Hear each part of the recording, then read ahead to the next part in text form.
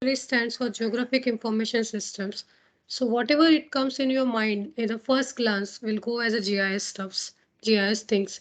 Like let's suppose an example for if you need to just go to one of the place, some XYZ place or some place which is in your day-to-day activities and all.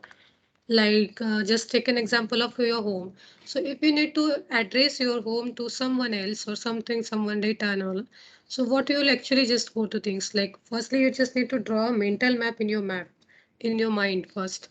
Like how's your streets are there, how many data are like, how many streets, how many restaurants are there, like a location point of interest, how much data is, how much actually the things are actually nearby places and all. So everything which will come in your mind is the basic GIS things like geographic information information things. So geography stands for location, geography stands for association, interaction, changes and all. Like let's suppose an example in your nearby places like some 10 years back it just was a park was there as an open space, and in between 10 years duration like 2022 now, so there might be a condition like some buildings and everything has been high-rise things. So if you need to map it with respect to time change or with respect to space or with respect to global, local or any association, like association is like nearby places to be added or how many boundaries are there, or the twists and turns and all. So everything will comes in GIS, like geographic information systems. So if you can see this as a mental map in a first glance, like where you need to just map it in your mind, like how many things are with respect to landmarks or with respect to your schools are there or even parks are there and all. So it's a local one. So if you need to go with the global things, like you just need to go with the landmarks of the major global cases, like uh, like the data is related to river case or even the like geography, like with respect to your uh, you can say it's like mountainous and also there are many geographic maps accordingly, like it's the historic maps, it's related to your thematic maps and all.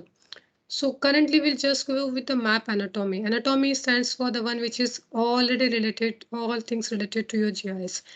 So many things like with respect to like which are things related to maps. So it's the reference map where having an XY locations and all, even related to your like already existing things like roads are there or even parks are there or even your buildings and all.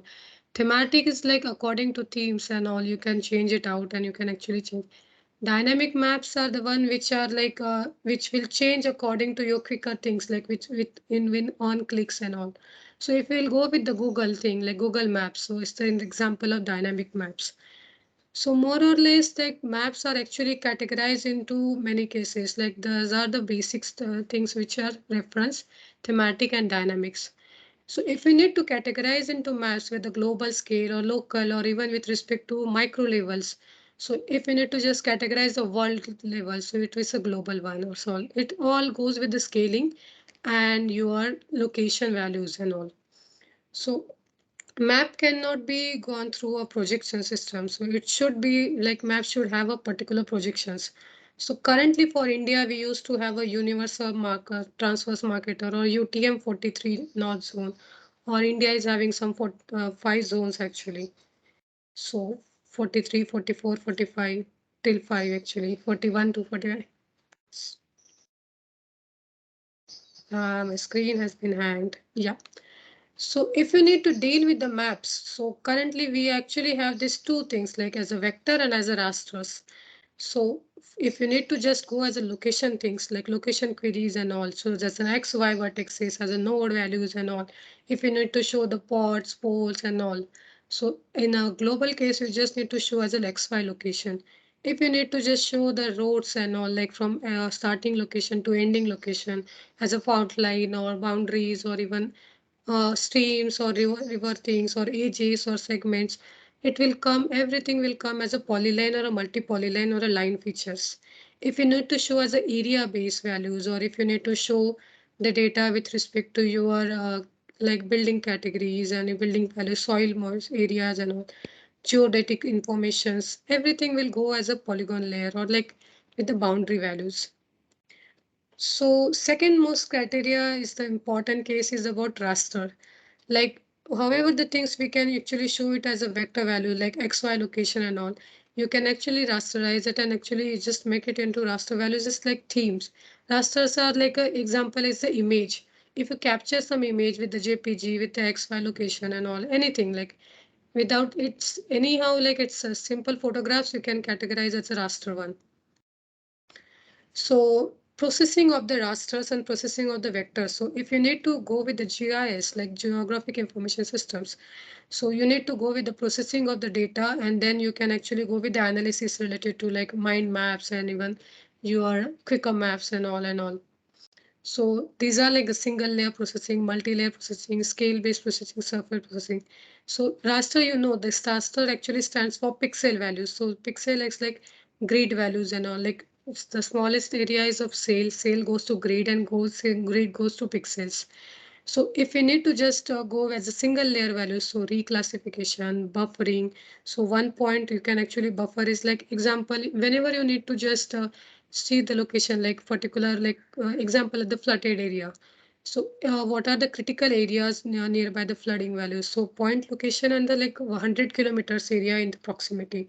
If you need to just check that area which are like how much area which like how many areas are nearby the location of the hospitals and all. So you can go as a buffering analysis related nearby locations, scaling and everything like the surface and all these are actually the parts of raster analysis. For vector also we have a buffer. Like for particular point, we can actually show the data how many particular area is actually going inside this particular area or the buffering areas or the kilometer wise or like you can actually make a buffer for any data, any actually particular portion like point line polygon.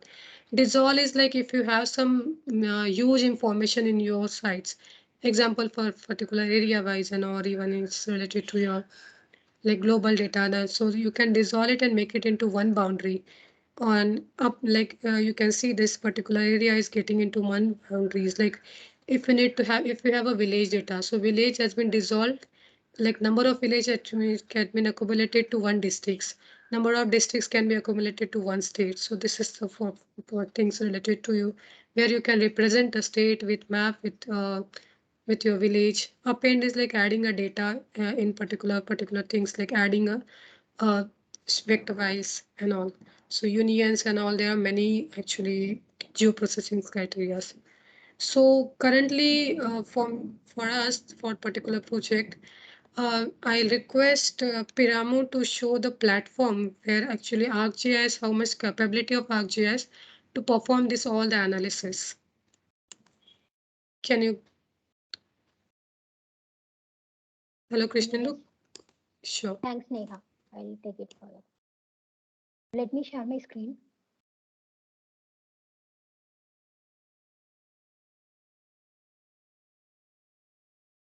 So, hope my screen is visible to everyone. Yes. Yeah.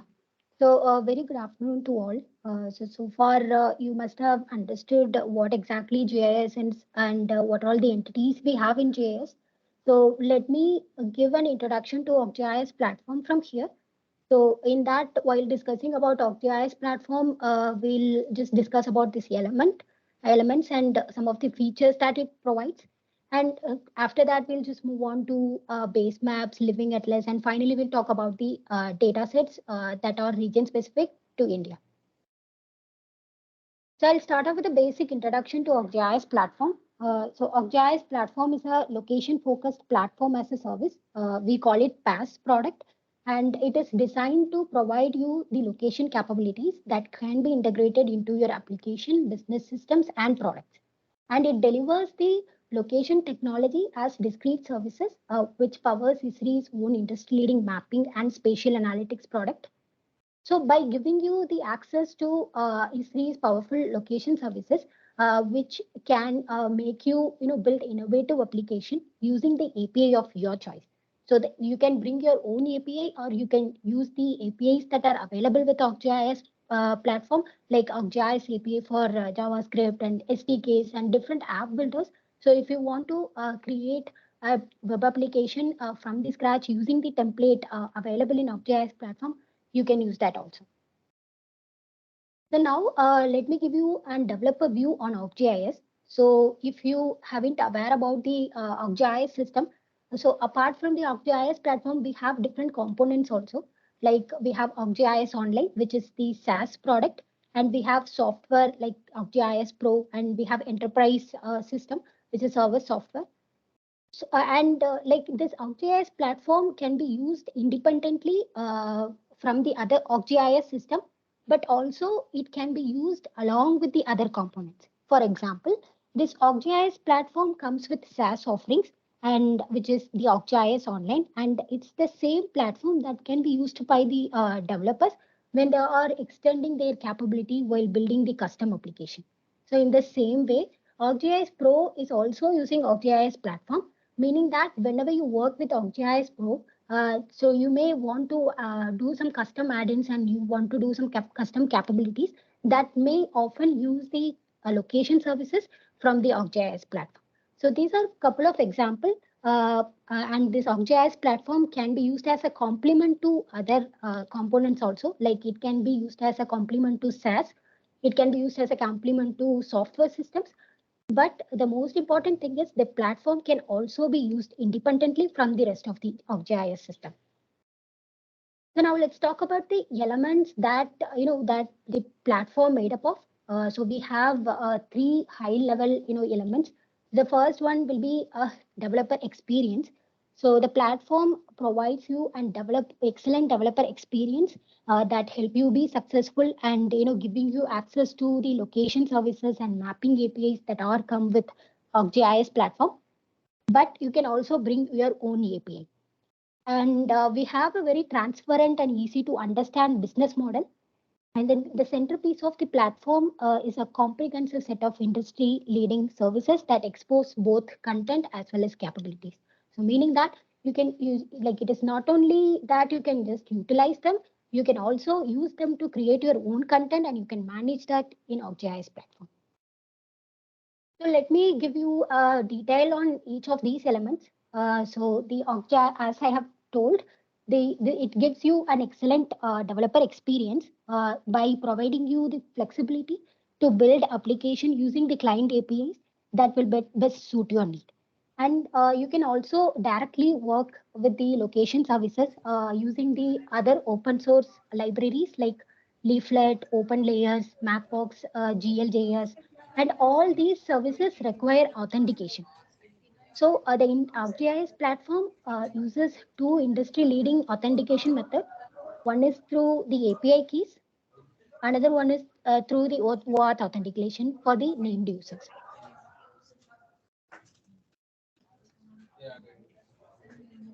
So now,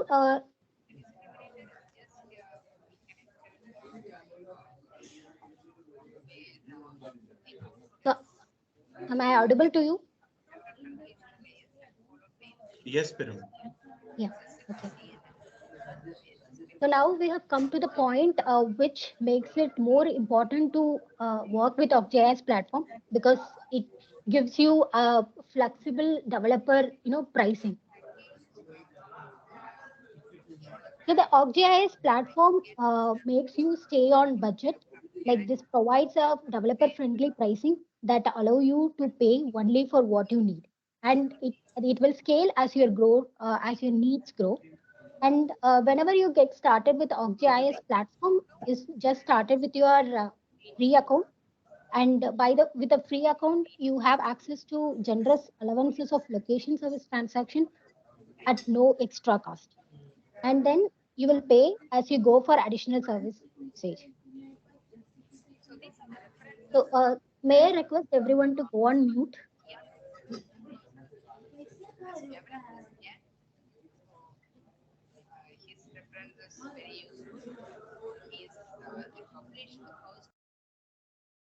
Yeah, thank you. So apart from the pricing, it will simplify the deployment using the cloud data hosting and storage. So it will manage your data securely in ArcGIS platform. And whenever you store your data and host your data using ArcGIS platform, you will be the complete owner over that data. So the Esri won't take the ownership of it, and you can publish the data as a hosted feature services or on the vector tile sets and image tile sets, that will provide you the efficient catching and load times. And not only you can use the data, so by managing your data, you can also decide who are all the users that will, whoever will be, getting the access to the particular data that you have created. So by doing that, you can make your app users also query the data, visualize them, and analyze them in using the different analytical techniques. And these are some of the location services that you have access to as a developer. And these are all the same services that have been powering ArcGIS for quite some time now. And we are delivering these services in such a way that it will be easier for the developer to consume and use. So at first, you get dozens of pre-style base map that can be utilized in your application, and you have the ability to style on your own. And it's not only about Esri's data; you have the capability to, ability to host your own data also. So this is much more than a hosting a flat file in ArcGIS platform. Although the ArcGIS platform can do that too. And the important aspect here is that, as I've already mentioned, whatever host data you host, that will be remain your data. We don't ask you to give up your ownership over the data.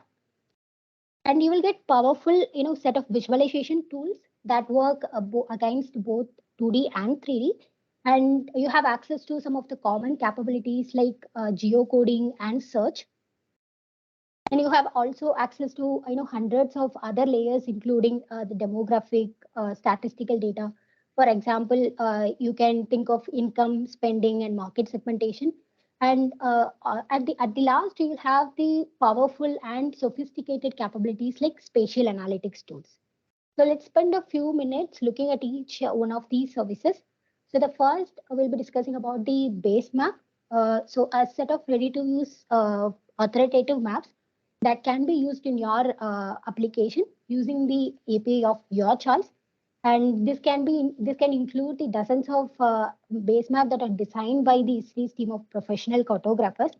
But if you're not completely satisfied with the visualization or the symbology of the base map, then you can go for your own symbology by customizing it.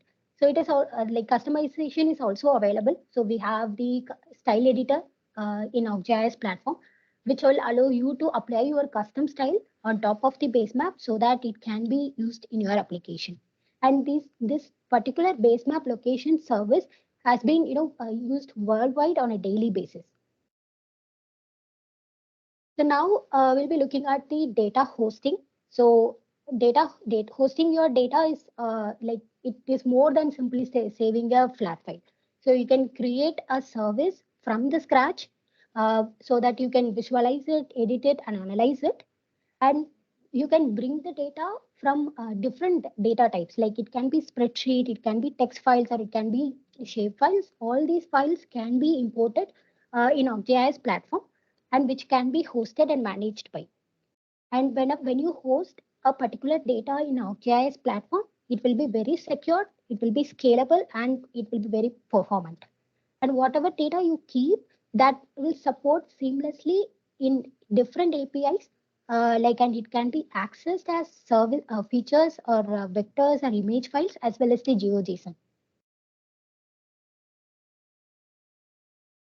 So once you're ready with hosting your data, so you can host your data as it is, or else what you can do, you can just apply some different symbology on top of it using the visualization tools that are available. So being able to visualize your data in different ways is one of the strengths of ArcGIS platform, because we give you the tools to make beautiful maps, and you can discover the patterns and relationship in it, which will make you understand the complicated problems, and you can get to know the answers to it, which will drive you better decisions. So the developers have the capability to take the data, render quickly in their application using the endless list of visualization techniques. And whatever data you create, that can be visualized in 2D as well as 3D using the 3D models. So one of the most important location service of Esri or ArcGIS is geocoding and search. So the ability to search and find addresses, POIs is one of the common things we do in a mapping application. So our geocoding service is powered by different industry leading data providers. So we collect data from commercial data providers and different government agencies and network of partners around the world to just to make sure that you get the accurate results, search results. And the service also supports the local language and address format to to make our customers comfortable while working on the application. So our next location service is routing, so which has the ability to perform routing and get turn by turn directions, which will help increasing the overall efficiency of the daily workflow. Apart from giving you the point to point direction, this routing service will also take few things into consideration. Like it will take the current traffic condition and dozens of other parameters like U-turns, barriers, and order of stops if you have considered. You have if you have mentioned. So it will also consider these things. And after that, it will give you an optimized route, which will be helpful for you to work on time management and other things. Apart from the routes, you can also calculate the drive time areas. You can find the closest facilities, and you can generate origin destination matrices. And these routing services, are used by many of the largest logistic companies in the world on a daily basis. So the platform doesn't stop there. It offers you more. Like in addition to all the capabilities that we have discussed so far, you have also access to an extensive collection of maps and data. So it doesn't mean that you always go for customization. So whenever you start with ArcGIS platform, you can try to utilize the maps and data that are already available on ArcGIS platform, and then once you get along with how you can work on ArcGIS platform, you can just join the already available data sets into your data sets, or you can enrich it and you can utilize it in your application. And this platform has many real-time data feeds also, like live traffic, current weather conditions, and the recent events like flooding, wildfires, and other natural disasters. So apart from the maps and data, it has access. It give you access to the high resolution imageries from different data providers. That will give you, more than static picture uh, of a scene. And this can include the historical collection of imageries, where you can see the changes using the change detection technology, and you can perform any kind of analysis that you want. So we have come to the final, location services. So as a leader of spatial technology, we also give you the hundreds of spatial analytics tools. So which help you create understanding of your own data from geoprocessing to attribute queries and spatial queries, which will give you more interactive and analytical operation in both 2D and 3D. So with this, I'll stop here. So let me give you a quick tour of ArcGIS platform. So I hope you must have got yourself a developer account. So if you have not, I would suggest you to go to the developer site, developers.arcgis.com. So this link is in a chat box. Just check out this link and get yourself the developer account. So we are currently looking at this ArcGIS developer website. So here, if you look at the contents, like at first here are the some common points to the documentation. Like you can get started from here. Like if you want to go to explore the mapping APIs and location services, you can just get started from here. So these are some quick links, and then these some of the highlights of features. So whatever we have discussed in the slides. So the same will be, displayed here. Like we have the ready to use services and, very flexible APIs and SDKs.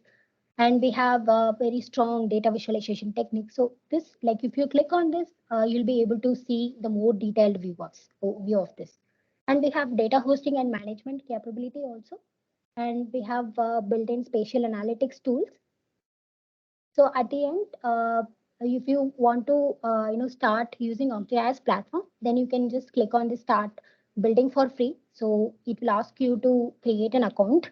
So once your account is created, you are ready to use the services that are available. So since I have already created the account, let me sign into the ArcGIS developer site. So this is the dashboard for me when I log in ArcGIS developer account. Like I have few of the documentations to get started with. And then on the right, it is showing me the tutorials and sample codes related to one API, which is ArcGIS API for JavaScript. So it is showing me because while setting up my account, I have mentioned that I am interested in ArcGIS API for JavaScript. But if my requirement change, if I want to work on any other APIs apart from this, I can go and change anytime. So I have the option here at the right. So if I click on this, it will show me the list of APIs that I have access to, and I can select ArcGIS API for JavaScript and I can update.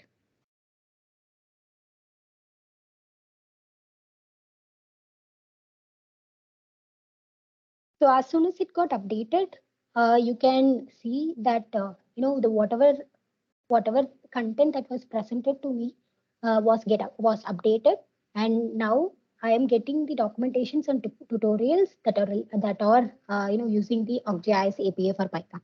So let me change it to the default one.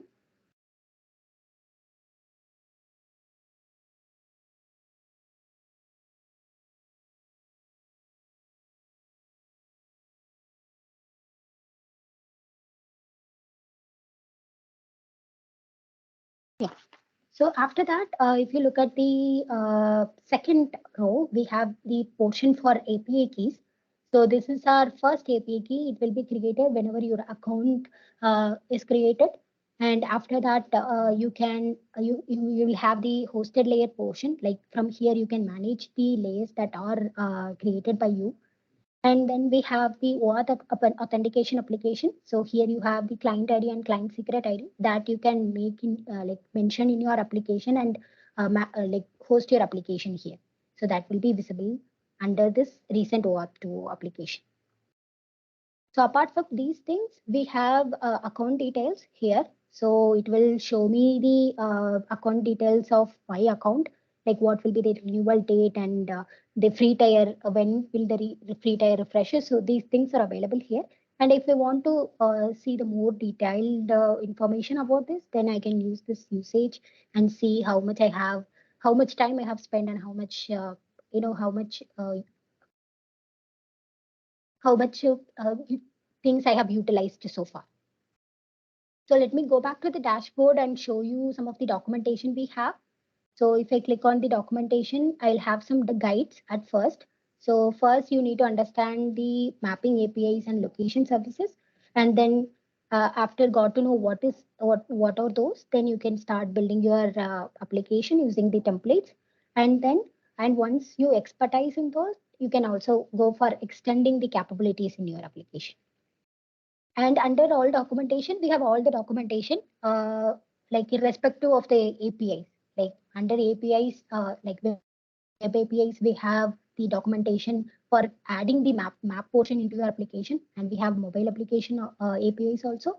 And for the desktop development, you have this ArcGIS runtime API for Java. So if you click on this, it will take you to the page where you can see all the documents related to that.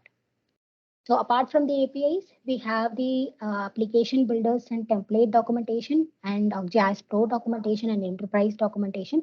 So like whenever you stuck with anything, all you have to do is come to the developer site, and this is the common point where you can find all the documents related to that. So let me open this mapping APIs and location because we have been discussing about this only. So on the left, you can see the filter option. So this will allow you to trim down the data that you want. And once you click on this guide, you will be able to see what exactly you need to get started with. And you need to understand the location services and then APIs to access the location services. And if you want any tutorials, you can click on this session, and it will give you all the samples that are already available. And under mapping APIs and location services, we have the following topics like maps, data hosting, visualization, and routing, like content management. So if you want to know more, you can just click on this and you can explore it. So let me just give you one documentation view. Like if you want to work on the map, I can just click on maps. So which will show me the basic introduction. So what kind of maps are there? Like you can create a 2D map, 3D map, and you can add the base map on it. You can add the data layers on it. Then it has the tutorials also. So let me just go into this display a map tutorial. So it will ask me to select the web APIs of my choice. So I'm going to select this ArcGIS API for JavaScript. And then it is giving me a preview of how this map will look like when you create an application. And then it will show me the prerequisites that I need to taken care of, and then the steps that involves the creation of a map in an application. And after that, it will show me what API I should need to get the map and render it in my application, and what are all the necessary modules that I have to load for adding it, and what is the piece of code that will create a map for me. So this is just a 15-line code which will create a map for you. Like it will create a simple mapping application using the available set of APIs. So in the same way, if I can create a scene, I can go into this and follow the steps, and I can get the APIs and utilize it. So this is how you need to explore it. There is plenty of things to explore here. I have just covered only 5% of it. So I would recommend you to go and explore it after the session. It will be definitely a useful form. So now let me go back to the slides. So we'll just look at the other topics that we have for today. So the next topic we'll be covering is base map. So as we have discussed so far, this base map is one of the location services of ArcGIS platform. And this base map, like whatever we'll discuss afterwards, that will be revolving around the ArcGIS platform, and that will make you, make you have access to the topics, sorry, the free products using the developer account. So basically, the base map job is to be an effective backdrop for your data. So a good base map will provide you the critical reference information to enhance your data map and data that whatever that you have overlaid on map. And this base map serves as a reference map also, on which you can overlay the layers, which will allow us to visualize the geographic information using the application. And then this base map can be made up of a single layer, or it can be made up of multiple feature layers like raster layers and web layers. But this will be the foundation for your maps, and it will give you a context for your work. So for example, you can think of a base map like streets base map, where we have all the roads and labels, which will provide you the context for the address data.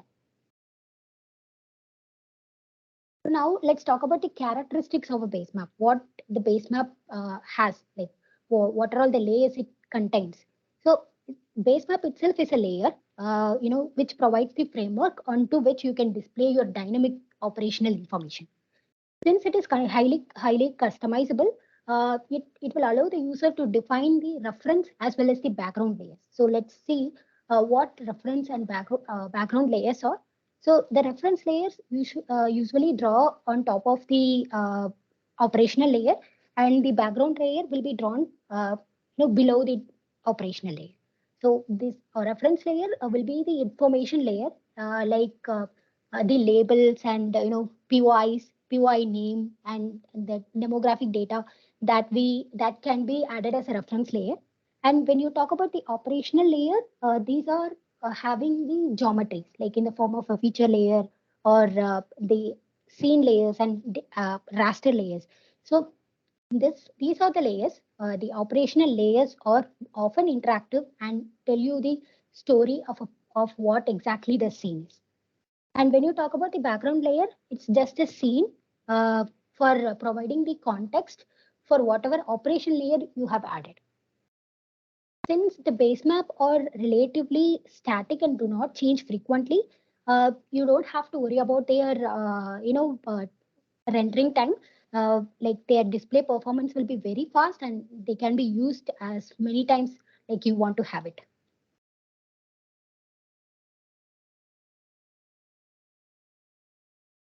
So basically, a base map layer contains geographic features like continents and administrative boundaries, roads, railways, and cities. So it basically covers all the boundary and it covers the geographical features.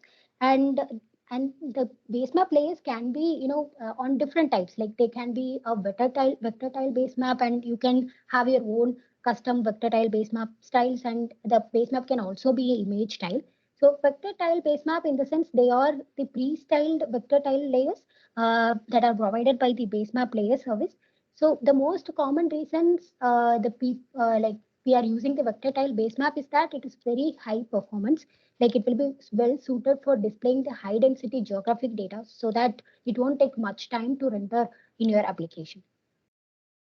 And apart from that, you can also have your own custom vector tile base maps. Like for that, you have to go to the vector style editor and you can edit the layer properties like fill color and glyphs, fonts and labels. So basically, you're just editing the front look of the boundaries. Like we'll just change the color of the boundaries and you'll just add a different font type for the labels. So this is what you can do, and this can be saved and it can be stored in your developer account. And apart from these, we have the image style base map also. So whenever the image type base map is stored on server, it will be stored on different scales and resolutions so that it will be utilized in different scale levels in the application. So these are some of the examples of Esri vector base map. So you must have seen these base maps like somewhere in any mapping application. Like we have streets, topographic map, navigation base map, and imagery and dark gray canvas. So these are some of the examples. So now, how you can access this base map layers? So base map layers are usually accessed by the base map service URL. So you can see the example URL here. So this is how the URL, like this is what the elements and components will have in base map service URL. So at the end, you can see the access token, which is nothing but our API keys or authentication token, because the access token will unlock the whatever base map service that you want to utilize in your application.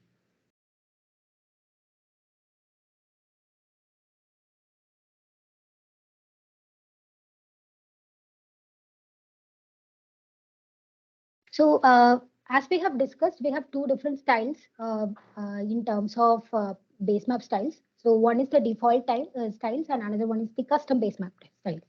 So under default base map styles, we have base map styles like streets and navigation, imagery and topographic and open street map. And whenever you go for custom base map style, you can make changes on top of the existing base map using the vector style editor. That option will be available in your developer dashboard. So you have to just create a new base map style and you have to launch the editor, and you can add all the new symbology that you want to have to the existing base map style, and you can just store it and save it as an item in your developer. So this is what we have discussed in the platform website itself. So these are all the things that are required to add a base map to your map, and like how the map can be added to your application. So I'm just again recalling it, like we have to add a modules, we have to use the API key, and then we have to mention the map variable. And inside that, you can set the base map layer as a parameter, and the map will be passed as a parameter to the mapping, so which will contain a map for you in your application. So before moving on, let's have a demo on how you can display a map and how you can add a map in, in your application. So for that, I have sent you the GitHub link, the chat box. So you can use that to open the demo files that I have added. So let me go into this demo one and copy the content of it.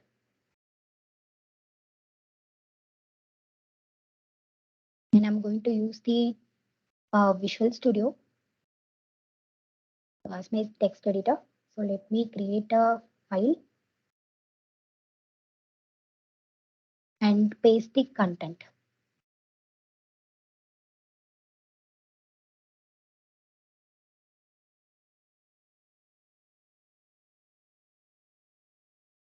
So I'm not like currently I didn't do anything. I've just copy the content from the GitHub and I've pasted it here. Let's just save it and run and how the application will look like after that.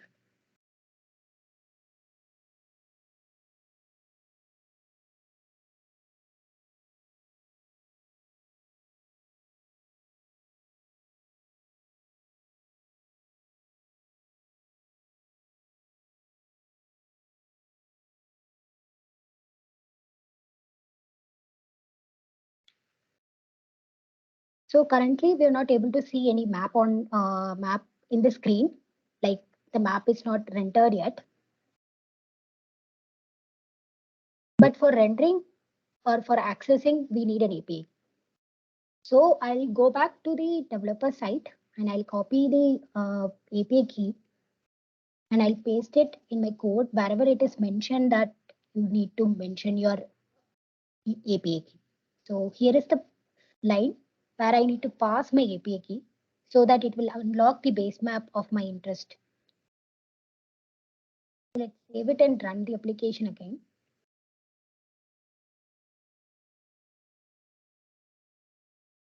So this is all. Like this is the final result like we are getting in our application. So this is just a single page application. I haven't added much. So this is how the base map looks like after I'm adding it. And if I want to change it to any other base map, I can do that also. I can select the imagery base map and see how it looks.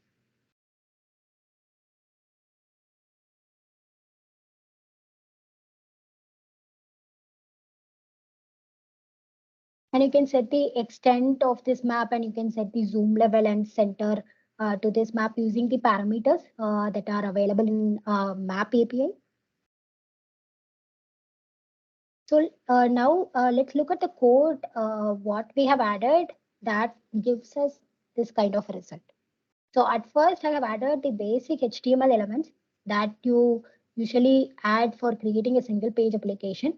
After that, I have mentioned the style sheet and the library for accessing the ArcGIS libraries. And once I have mentioned these things, I'll straightly get into the script part where I'll have to add the modules. So for adding the map, I have added map and map view. And for passing the API key, I have used this config. So after loading all the modules, I have come to this point where I have mentioned the API key, and then I have created the variable for map, and I have passed this map as a map to this view. And inside map, I have defined the base map. So you will get dozens of values inside, base map values inside the developer account. You can just explore and select the base map of your interest and paste it here, and you can check how it looks. And along with these other parameters, and I have added the container also. So this is the container div, which will be holding my map when I load it. So this is all. Like this is the code which I have used for creating it. So you can also do that. Just all you have to do is copy the code from GitHub and paste your API key and run it. You will get the result.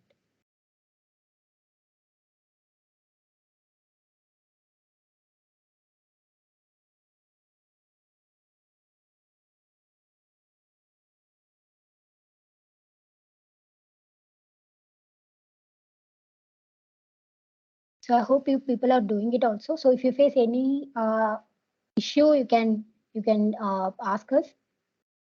So I hope it won't take more than a minute to add this.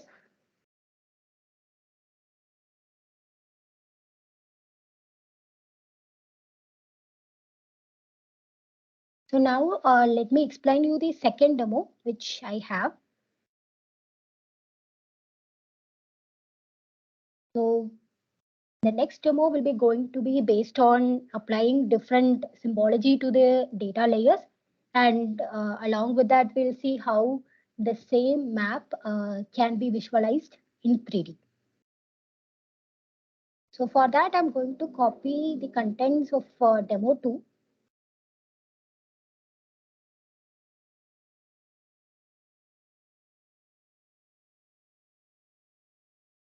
And create a file and paste it inside it.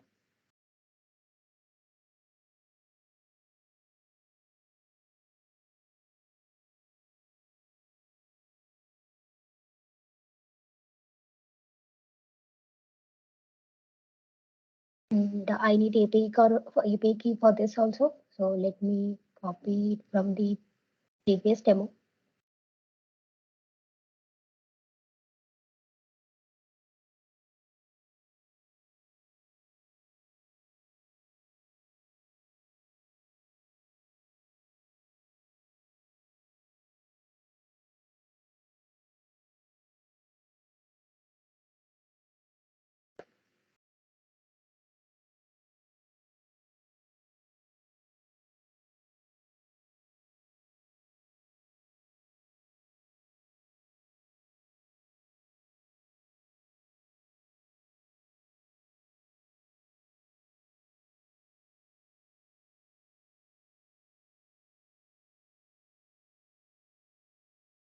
So I've pasted this. Let's just run this.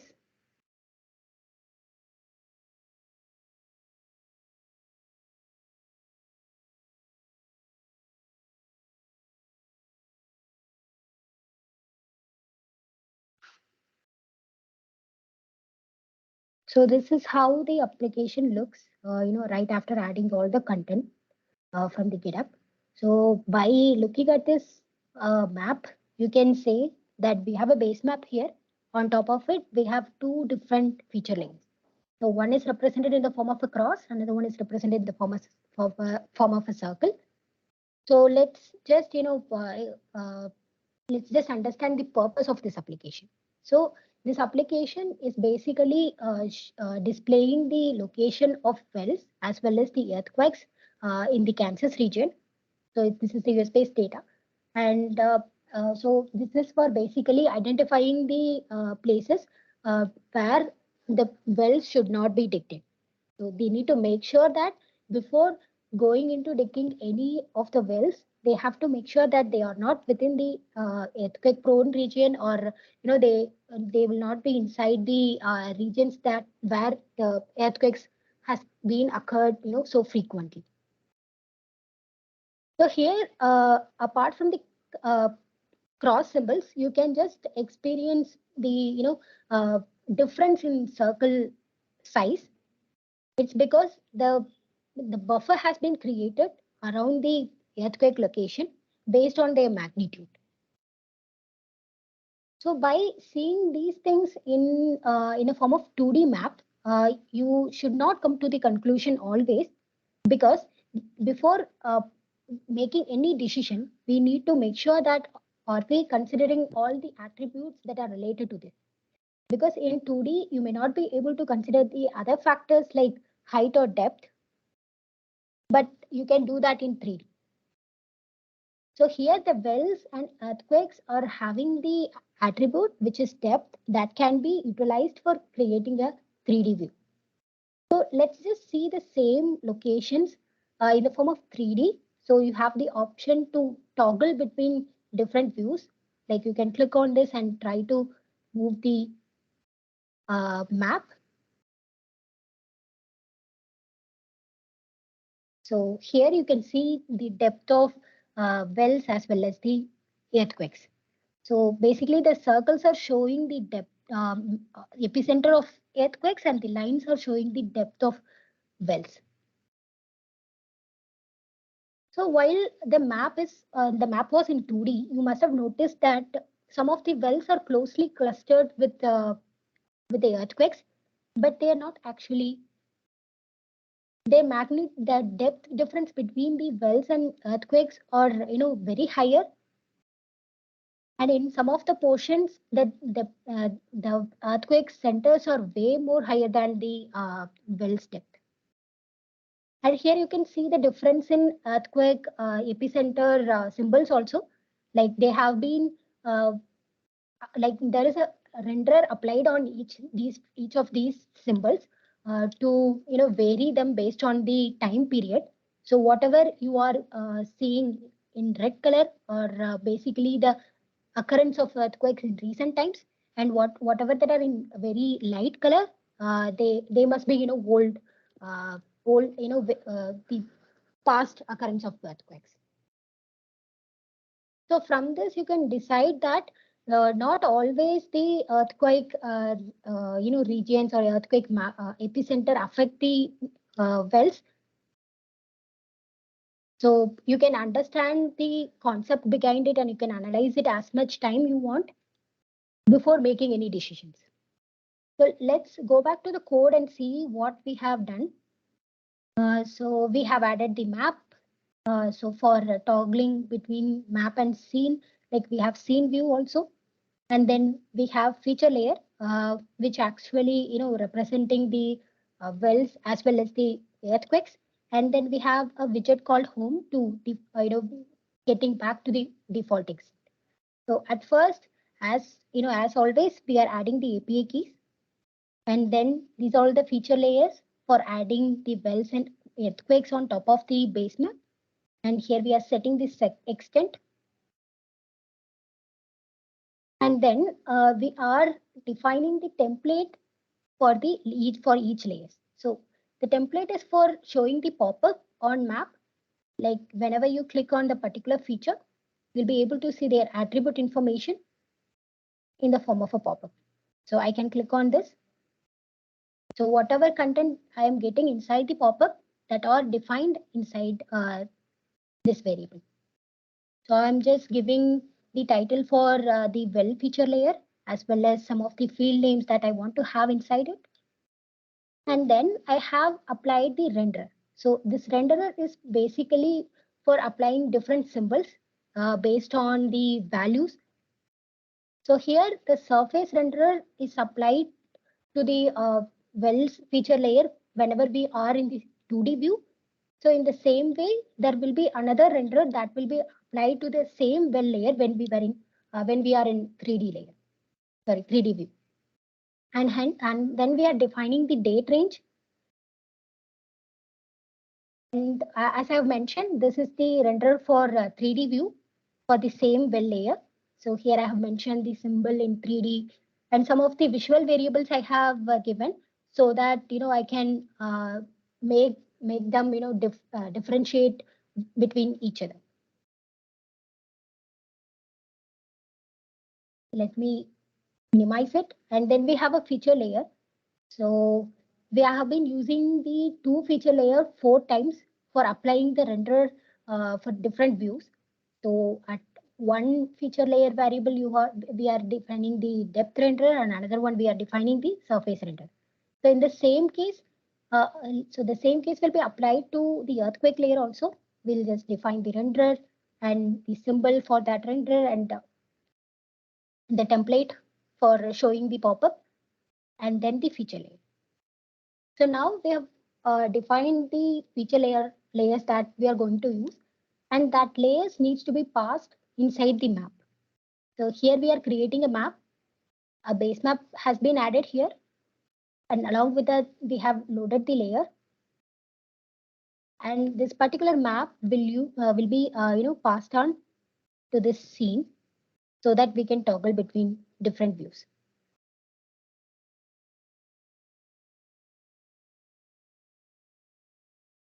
So this is all required to have have an application like this.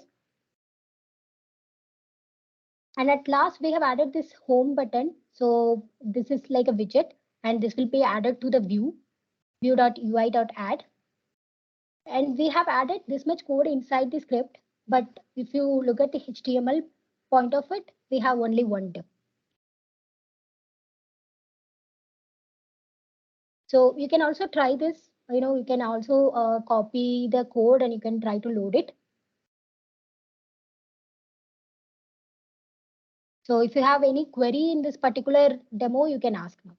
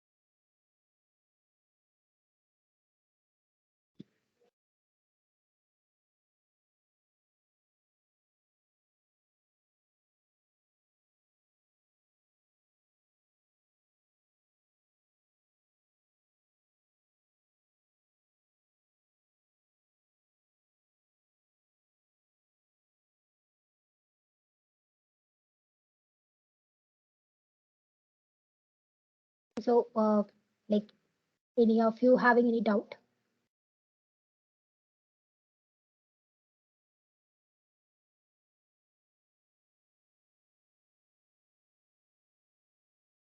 Okay, I think we are good to continue. So with this, I'll stop. I would like to hand over the session to Nega for the demo. So over to you, Nega. Thanks, Pijam. All of you guys are sleeping or what? Hello? Are you able to listen me? Yes, Neha. Okay. So the thing is, I'll just divert your topic to OGC standards. So we'll actually, ArcGIS is having some, like having a capacity or capabilities to handle OGC services too. So if you need to just go with the OGC services, if you guys know is like if you think so, if you actually know these things as related to OGCs. So WMS, WMTS, WFS, like web mapping services, we can actually leverage the web mapping services in our platforms. WMTS like feature services, coverage services, processing services. Uh, if you wanted to see this particular this, which is actually the documentation part is here only. Just a second, let me go to back. So it's here. Sure.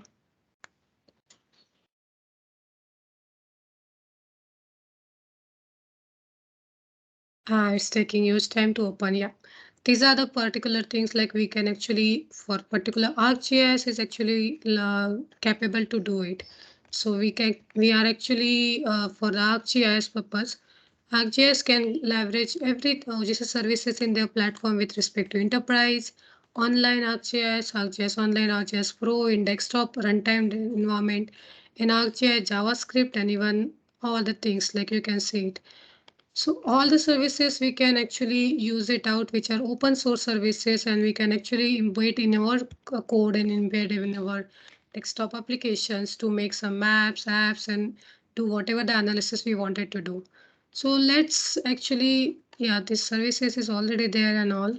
So the leveraging part is also things like there only. Let me just close it out. So map services, feature services, and everything is actually ArcGIS can leverage. We'll do one thing. We'll just show some of the demo which where we can directly import ArcGIS, sorry, OGC services, and all the things are actually here. Like you can actually check it out, click it, and you will get the services to be noted. And all the capability related to OGC services like Open Geospatial Consortium, which are we can actually leverage in our platform-based service platform in ArcGIS. So let us take the open services of Bhuvan. So Bhuvan is the NRSA service, like where we'll actually get any data related to India. So it's a thematic service where actually I can search the services, get the data and all. So we'll just take the web services, which is OGC service of Bovan. This is related to WMTS, like the tile service, and this is WMS layers. So we'll just take one of the service with WMS link of the Woven, which is dedicatedly applied for the Woven portal only. We'll open our own platform, which is portal or even our. Firstly, we'll go with the desktop runtime. So you just need to do one thing.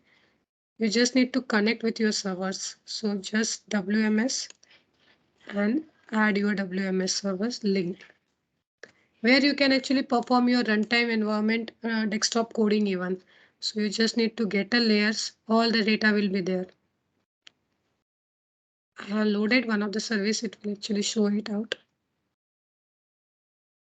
It's very used, that's all it's showing with the not responding, but it will show it. Let me open in our ArcGIS online tool, ArcGIS Pro even. So I'm opening the same link, converted it to OGC web services, add a service. Same link I'll just open in my portal even. It's getting added. So it's my portal. I need to just add a service, go to the web map, add a layer from a web, convert into OGC web services, WMS service, same link. So our ArcGIS platform is actually capable to leverage every OGC services. It's one of the example of open service. So it's showing for all.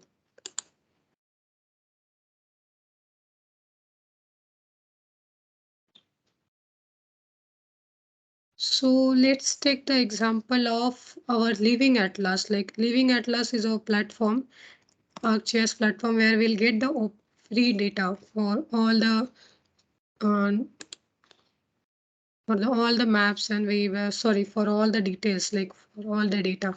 We'll just take some example of demographic, or here you can just need to search it out here. Hmm,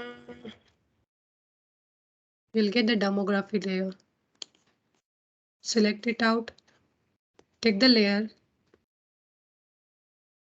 Come on. Take the layer, copy it from a URL link, and then you just need to paste it out. So it has been added, and in my map has been white showing as an undefined error. It's already get added.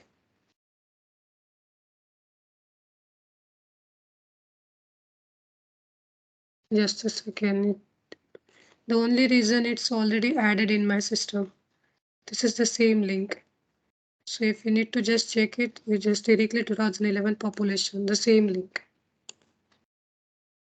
Come on.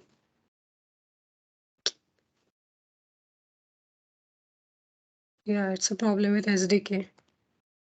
I need to open it again. I'm just opening it again. Same with the case of our portal. So where is my portal where I've opened it?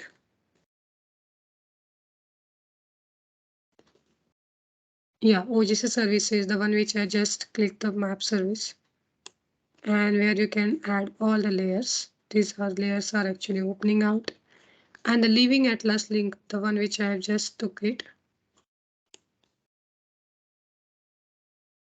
I'll just go add the Living Atlas link.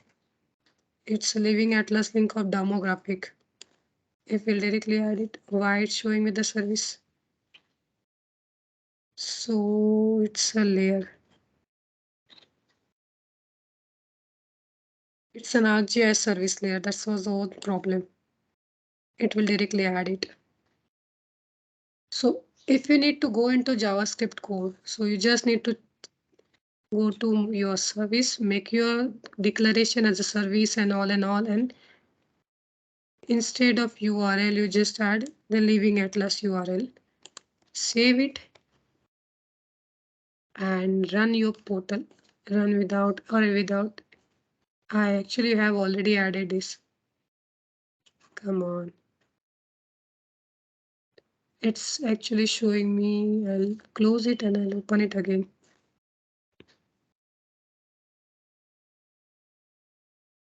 Yeah. That's all about the OGC services. We can actually, our ArcGIS portal is way more user friendly for OGC services and even for open source too. Thank you. Hey, thanks, Neha. Hey, do you So have any questions for me related to OGC? Like, hello? yeah, Neha, can you able to hear me? Yeah, I can hear you. Yeah. I think, So Piramu, you are also done, right? You wanted to share any links as such, Piramu? Yes, sir. I'll have Yeah, to yeah, give an overview about it. So let me share my yeah, screen. yeah. So guys, we'll close in next 5 to 10 minutes. So I think Neha already covered the Living Atlas demo part. So I'm here to give you an overview about it, like what exactly Living Atlas is and like what is it exactly.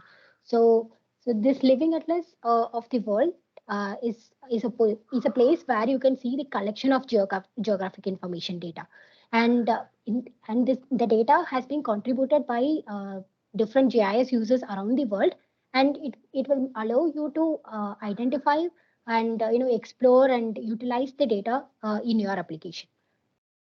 So it not only includes the layers, it will also include the mapping application like maps and applications like story map and other Esri products, so which can be supported, which can support your work, and all these things can be added as an item, or you can use as a supplement to your own work.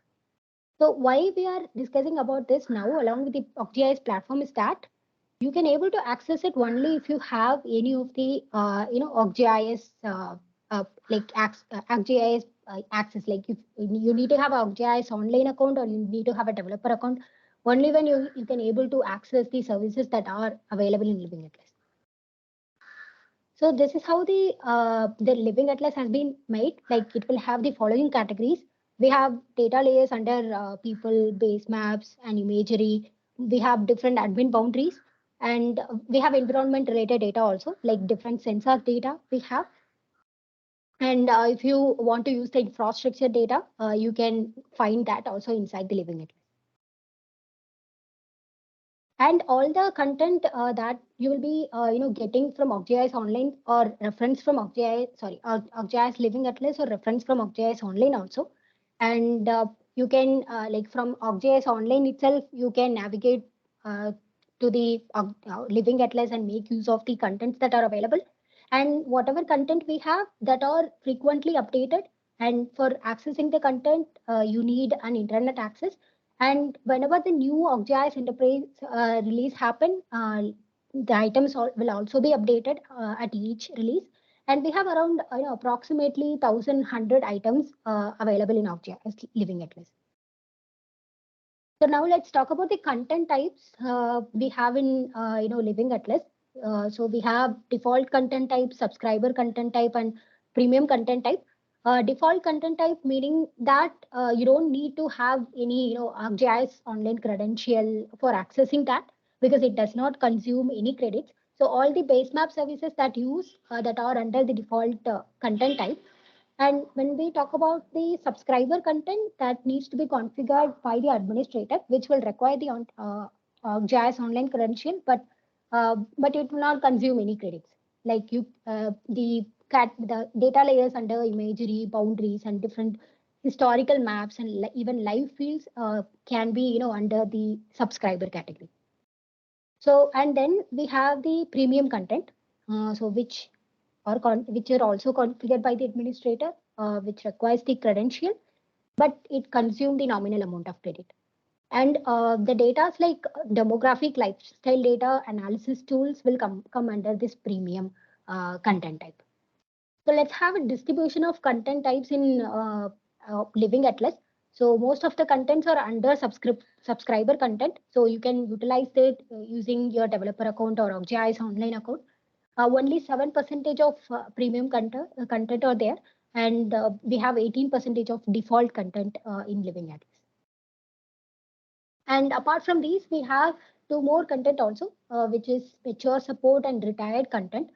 So for a Living Atlas content, the mature support status means the particular content is static and no longer the update will be made to it. So the most common reason for an item to be placed in mature support is that uh, a similar but more improved or improved data sets can be added to the living atlas that should be used instead of the mature content. And whatever mature content you have added in your application, that will work continuously until and unless they when they have been declared as the retired content. So retired content, like means that the content won't be working in your application, so that you are and like if you are using the retired content, then your application may not maybe lose the access to their data that is actually it is using. So it is always recommended to go for the updated content, and even if you are using the mature content in the past, you can always replace it with the recently updated content, so that you cannot you may not be able to lose the access to the content that you have used in your application.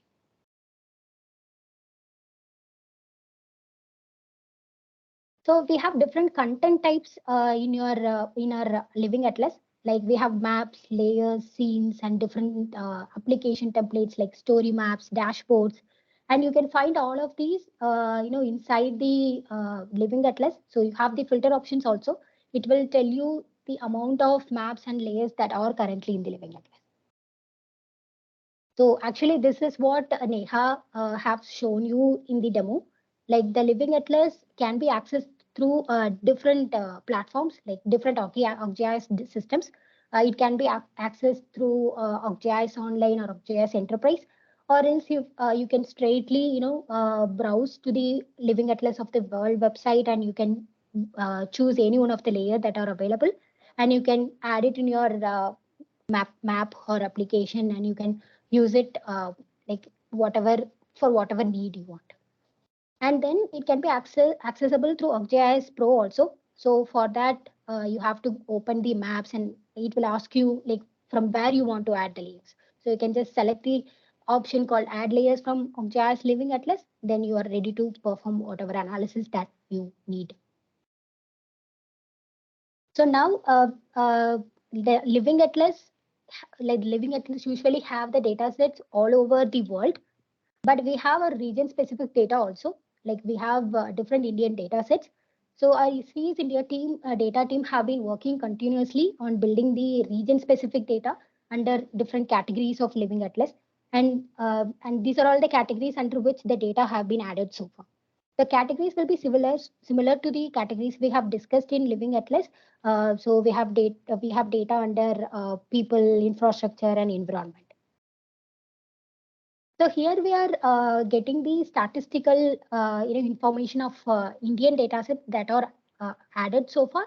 Like we have around 176 data under infrastructure category, and we have 13 base map that are region specific to our region, and then we have 6 imageries, and under people category we have 209 data sets, and we have different sensor data also under the environment category, and we have a different administrative boundary based on the population or based on the income. So these are the subset of data under each category that we have discussed. Like under people, you can find the data about income, spending, education, public safety. In the same case, if you take the environment, you'll be able to see the different sensor data and the data about the weather and climate and soil and geology. And when you talk about the boundaries, you'll have the administrative boundaries, geometric boundaries, and environmental boundaries. So, so it meaning that you will have data, you can find data under these subcategories in Living Atlas. So we have different imageries also, like base map imagery, multispectral imageries, and like different base maps like reference maps, creative maps, and vector tile base map. And under infrastructure, we have data sets like utilities, agriculture, traffic, transportation. So these are all will be available in that. So this is the example of some of the data sets we have under the people category. Like we have state demographic, the COVID-19 India and TN Labs data. So as I've mentioned, we're not only having the data layers, we have the applications also. So if like the already build a dashboard using the data layers will also can be added to the Living Atlas, and you can utilize that for making a new dashboard, or for you can take that as a reference for your dashboard. So this is for environment. Uh, like we have state-wise wind energy potential in India under 100 meters. So this is how it will look when you browse through the Living Atlas. So this is the picture representation, like how you can navigate to the Indian data set in Living Atlas. So as soon as you open the Living Atlas, there will be a option called Browse. So when you click on it, you'll have plenty of drop downs. So in that, there is one drop down called All Regions. So from that, you can select the region of your interest. So you can select India. Then all the data layers will be filtered out based on the region. And if you want to view that particular data layer in the form of a map, and you want to see their attributes, and you want to change any symbology in the layers, you can do that also. So for that, you can just decide what layer you want to use, and there will be an option where you can see the particular map in map viewer, and then you can share it, click on share, and share, you can share it in the form of a different application templates that are available with this. So these are the resources that I would recommend you to explore. So all the documentation that you need that are already available in ArcGIS platform. So that is the one point for you where you can find the data related and API related documentations.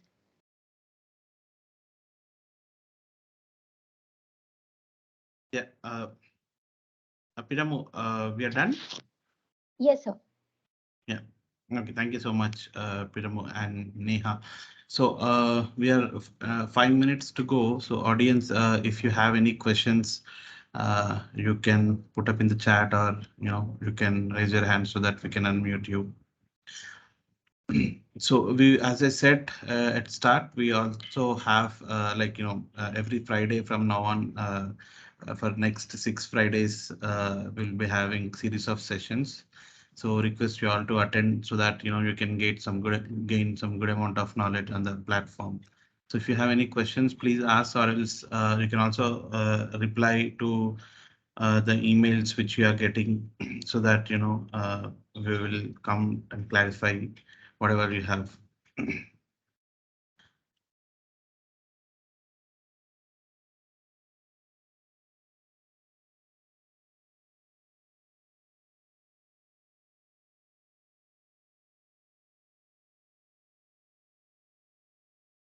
So we have limited to very basics in this session, being it is the start of the series. But obviously you'll get to know advanced concepts in coming sessions.